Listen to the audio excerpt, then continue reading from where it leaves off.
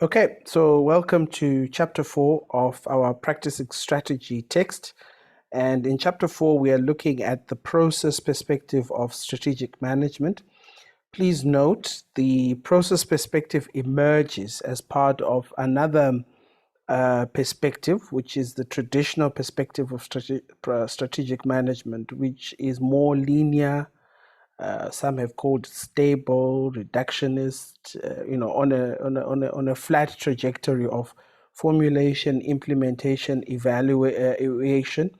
Yet the focus on the process perspective is more messier, and it's also trying to account for uh, not just the uh, linearity of strategy as a process, but also the complementarity of strategy in view of other factors. And we will be looking at these other factors, be they inside the organization, specific to a focus area, which is the focus area of the strategic decision makers' cognitions, also accounting for what we call contingency factors. And contingency factors largely consisting of factors in the environment, be it the internal environment or the external environment of the organization. And so to start off, our focus area really is looking at the orientation, which is more contextual, trying to understand how do we start from the beginning in terms of what strategy is all about. Um, you see, these frameworks exist as ideas in which we try to understand what strategy is all about. They are not to be seen as set in stone. They're just providing us a starting point through which we can understand the process of strategy. The ultimate aim of any strategy process really is embedded within the idea of survival and goal achievement in view of the context, which is the environment. The environment as we know it, it's changing. The environment as we know it, it's uncertain. Today, the unemployment numbers have been released. And part and parcel of all of this is going to force organizations to also respond, including government for that matter, to all the changes that we are seeing. So the principles of strategic management here are that we seek for an organization not just devoid from this environment, or an institution or individuals that are also cognizant of this contextual environment of change. Strategic decision makers must be aware of these changes that we'll be talking about as part of the context. The initial approaches of strategic management were really then processed in these ideas of forward planning, the works of people like Ansoff, where they were using matrices to try and understand better what the process of strategy is about. Ultimately, at the ground of it all, traditional approaches have largely been about forward thinking and trying to plan ahead, um, bearing in mind the environment. So, strategic management is therefore evolving. By evolving, we're meaning changing. Strategic management, like any management capability, has to keep up with the context that it is located within. And what does this mean? Well, this simply means that the process of strategy and those that are involved in ensuring the process happens must be seen to be part of a wider process of keeping abreast with all these changes that we'll talk about. Most recently, the process of strategic management is considered from a practice perspective, which is really the doing part, paying attention not just to the framing, or which has been done traditionally in the traditional approach, which is more on paper planning. The focus with the practice perspective is paying attention to doing strategy. And this doing strategy is known, therefore, as the process perspective, and can be described as a rational process, like the linear process. But ultimately, the emphasis is on those two key ideas: competitiveness and competitive advantage, bearing in mind also that the interactions, the set of interactions that are contextual in nature, must be borne in mind and accounted for as part of the strategic management process. So the key elements that we'll look at in this chapter are right there, those 6: the process perspective as we know it, the new competitive realities, criticizing also the process perspective, what are the concerns, a critical appraisal of that, the management levels involved in strategy. My keen interest here is also, as an area of research I'm doing, is on the middle manager perspective and their role and contribution to aspects related to strategy, and also looking at the formulation, implementation, the review or control, or number 6 there, otherwise known as the evaluation. So let's start with looking at the process perspective. This is a perspective really deemed to be rooted in the tradition of what strategy is about. The process perspective really emerges with some form of idea of putting into emphasis stages and phases of the process of strategic management. And I think that's helpful in trying to make simple, somewhat complex situation. However, this can also be criticized as the simplicity robbing us of the opportunity of trying to understand better some underlying nuances that may be of critical importance here. So the approach really is therefore needed that is capturing for complexity, the dynamic nature of how issues are happening. And also, really, even if we have a static linear process, what we are looking for is a way of understanding the messy side, someone would say, of a strategic management process. So an understanding of the process perspective is therefore a valuable starting point because it offers us a window of opportunity into first having somewhere as a flat base to start from, and then hopefully building this up to something that we can work with in, as you will see later on in the module. The process perspective really is deliberate, and it is useful in just making simple the process of strategy, which is often complex and not always this simple, as consisting of those 3 phases: the formulation, which is the idea that plans at a conceptual level emanate from some form of intelligence gathering from the environment, and then from this intelligence gathering from the environment, some form of path is then framed as part of the ticking of the box to say we have sought to understand what is happening in the environment. It also consists of implementation, which is putting into practice the plans that are there. I mean, it's lofty and nice to have plans, but if these plans are not put into practice, it really brings into question really the whole process of the process perspective in how we understand strategic management.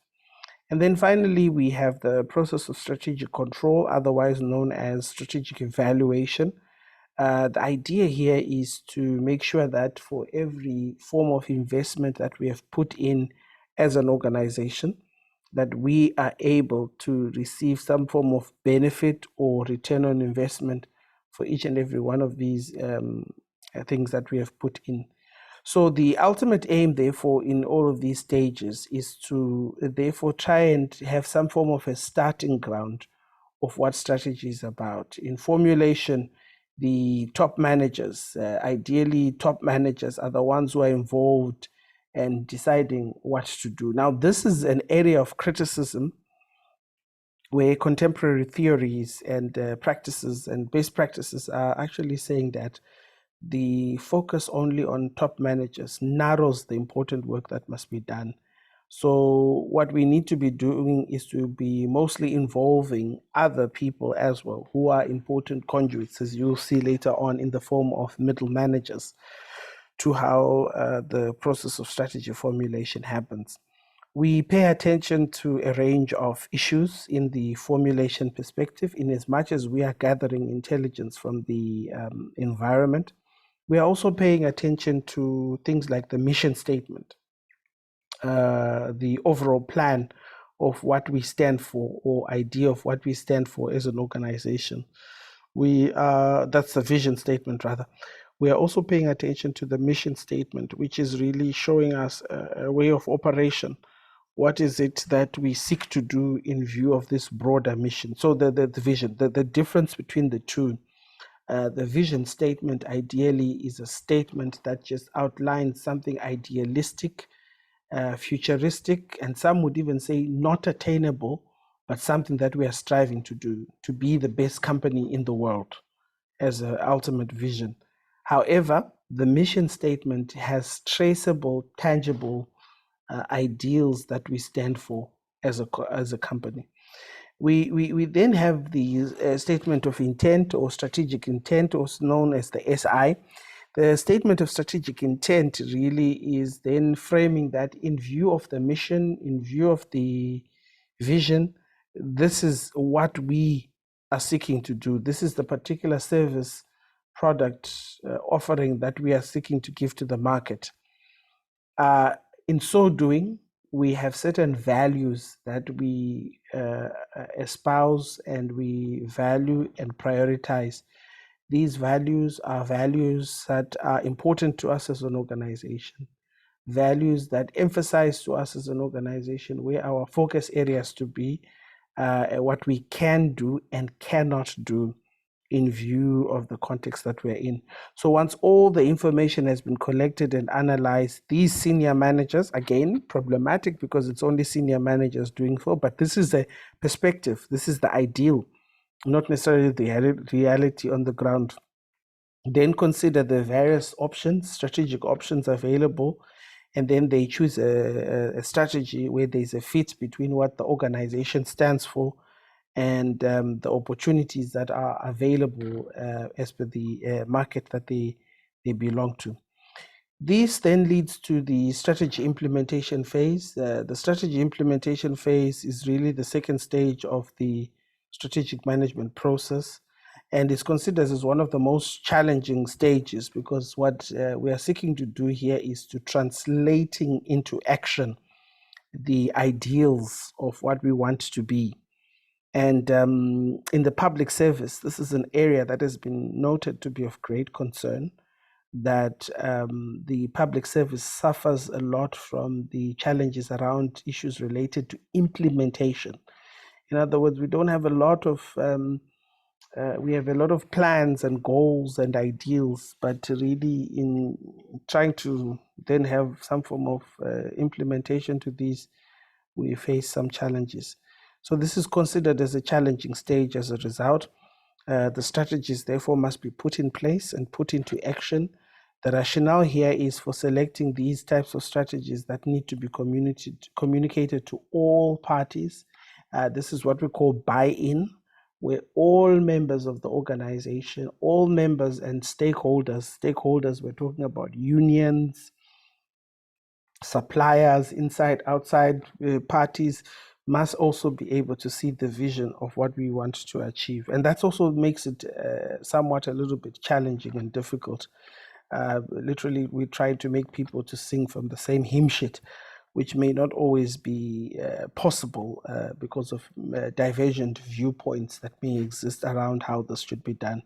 So we therefore operationalize strategies into strategic objectives, which are translated into specific tasks and activities. And part and parcel of the process here is making sure that we align some form of service offering. We make sure that we have the right people doing the right activities in assisting us to become better at what we do. Middle management therefore assumes responsibility of the activity. And by this, we simply mean that the role of middle managers is therefore to implement, which has been criticized. The works of people like Julian Birkinshaw, Balogun, Floyd and Woodridge has come out and vociferously criticized this view of middle managers just be seen as strategy implementers. I think the grounding here is that we need to be more holistic. We need not to reduce middle managers to this specific type of activities, but see them as an important part in the entire process. However, the role of middle managers is strongly emphasized. Actions, therefore, must be implemented and ensured through those three elements: leadership, the people to influence how or manage. You'll remember in your first year, planning, organizing, leading, controlling, coordinating. These are elements of what leaders should be able to do, and managers in the organization in view of the activities before them. And also a culture, a conducive organizational culture that allows people to be able to express themselves in view of the challenges and the tasks before them. So the actions and the tasks and behavior that contribute towards successful implementation of strategies should therefore be rewarded. And what we're talking about here is that it is pointless for us to have all these lofty goals and plans if we don't have a reward mechanism in place.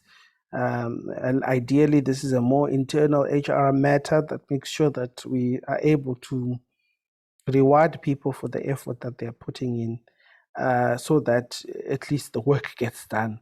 The organizational structure, therefore, plays an important part, and also the systems that are in place to be able to support the functionary of implementation. So in essence, implementation is a process that requires the allocation of financial, human, physical, and information resources, and making sure that these are channeled for the purpose and the goal and the plan of productivity and for the organization's realization. This then leads to the third process perspective, which is the strategic control or strategic evaluation.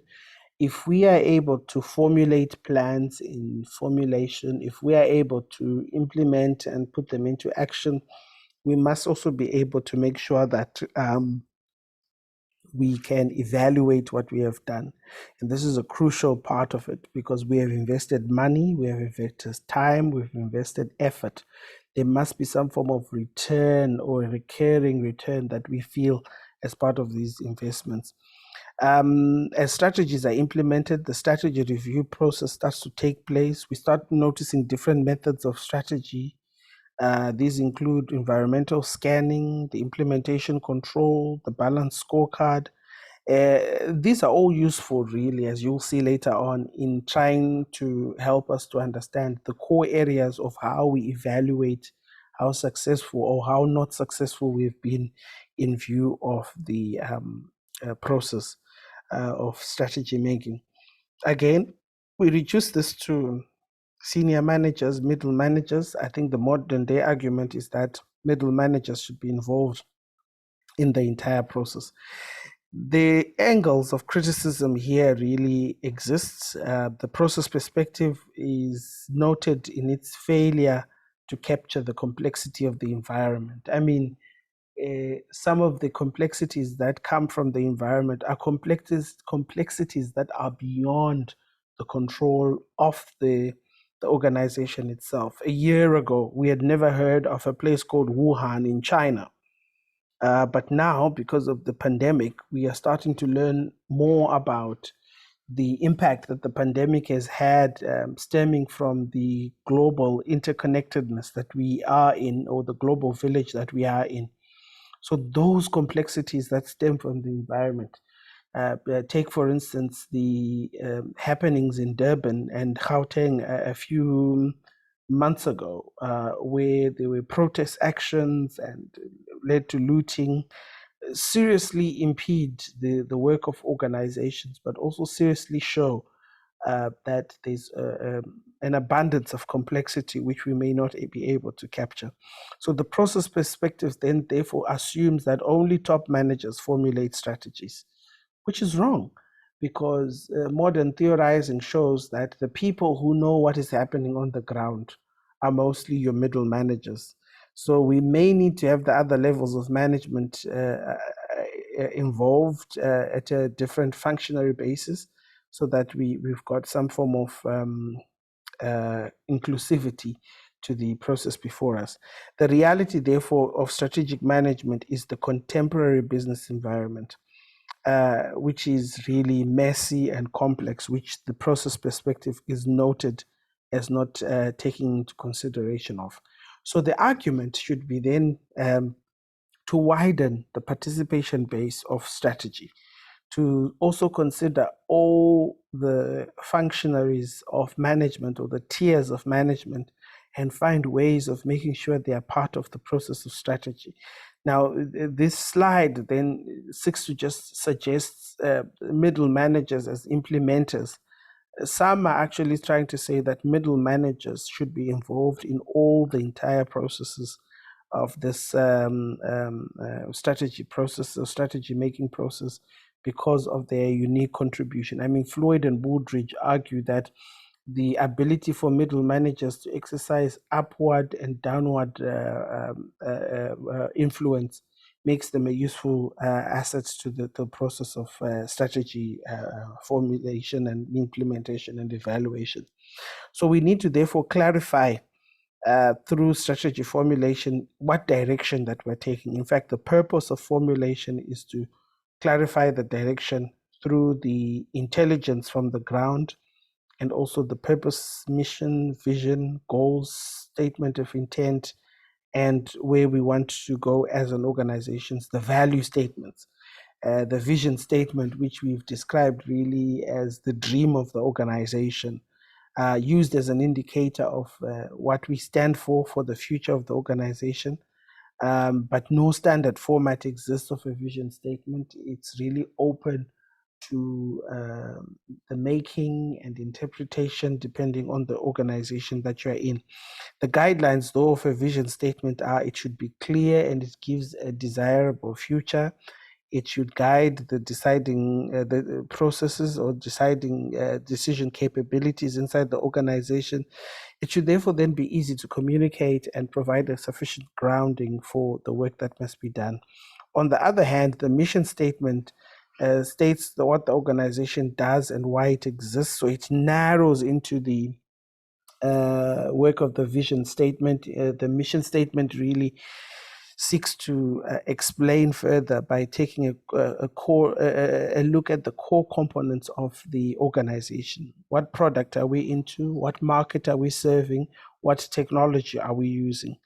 And also can contain a commitment to customers, markets, values, and philosophy of work.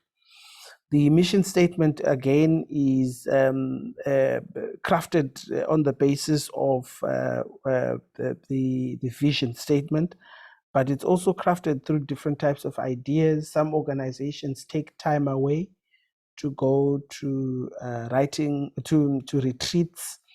In these retreats, they then try and formulate and plan through crafting of the mission statement. And that's totally acceptable.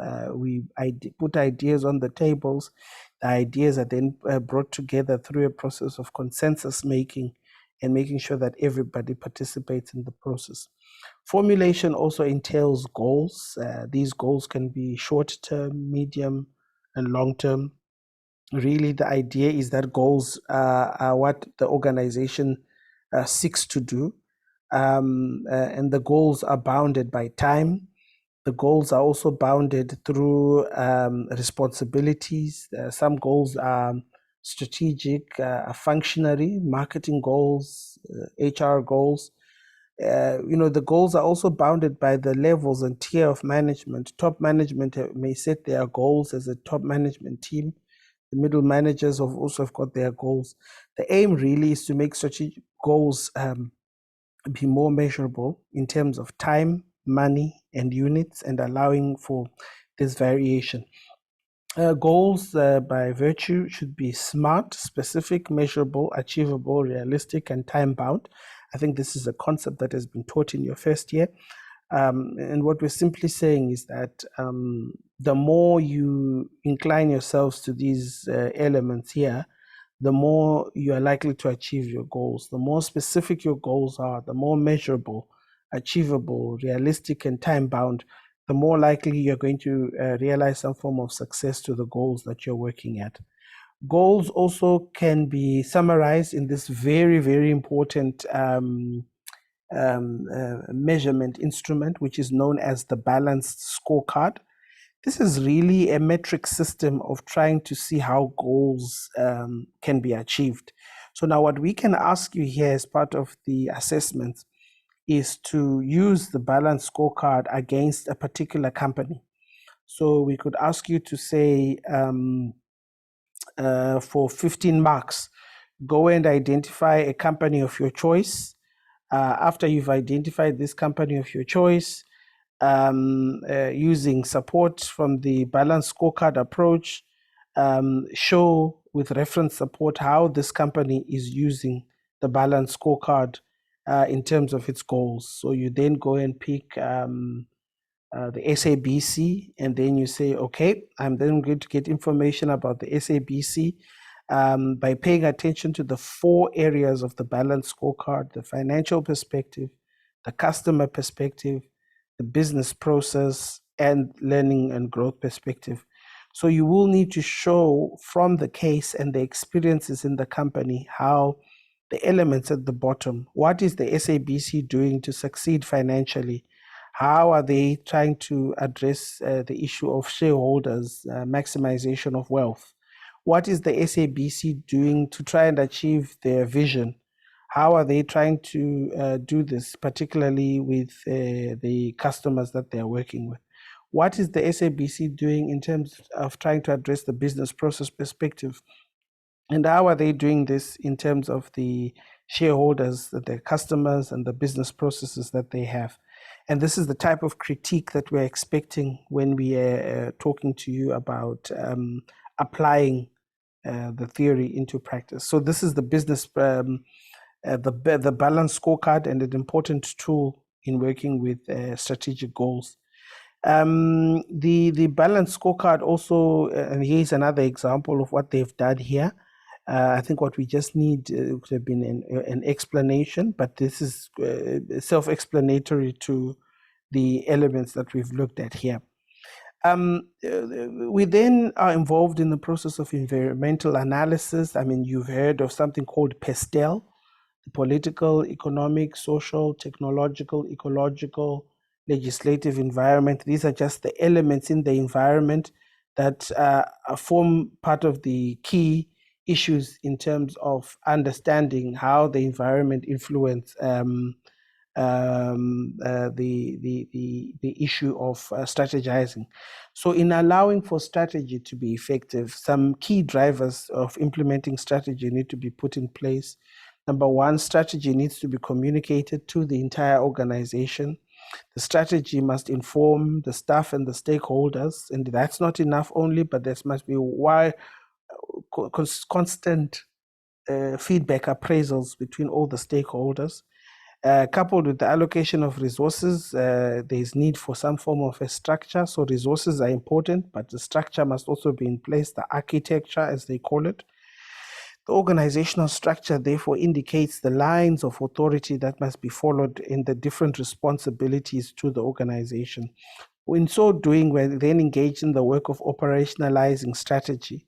The entire workforce should then know what needs to be done on a daily, weekly, monthly basis. Middle manager role and contribution is involved, especially with the goals, specific, measurable, achievable, and realistic goals.